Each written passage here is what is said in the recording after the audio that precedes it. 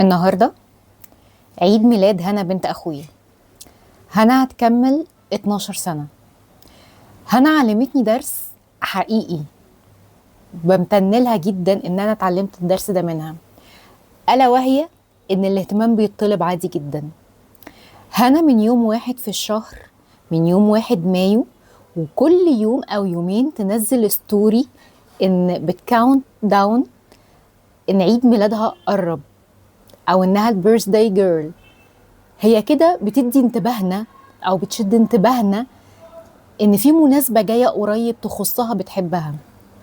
بالمناسبة ده اسلوب هنا في كل حياتها عموما، لما بتبقى عايزة حاجة بتيجي تقولك انا عايزة الحاجة الفلانية، مش بتستنى رد الفعل، مش بتستنى المفاجأة هتتعمل لها ولا لأ.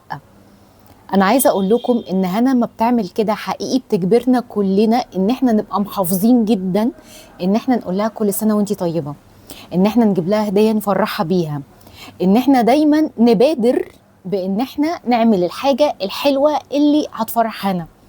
وده معناه ايه؟ مش معناه ان كل الناس اللي حوالينا لما او كل اللي حواليها لما شافوا الستوريز بتاعتها عرفوا انها مهتمية بعيد ميلادها ومستنياه، فكلهم هيقولوا لها كل سنة وانت طيبة وهم مبسوطين او مبسوطين لها اطلاقا.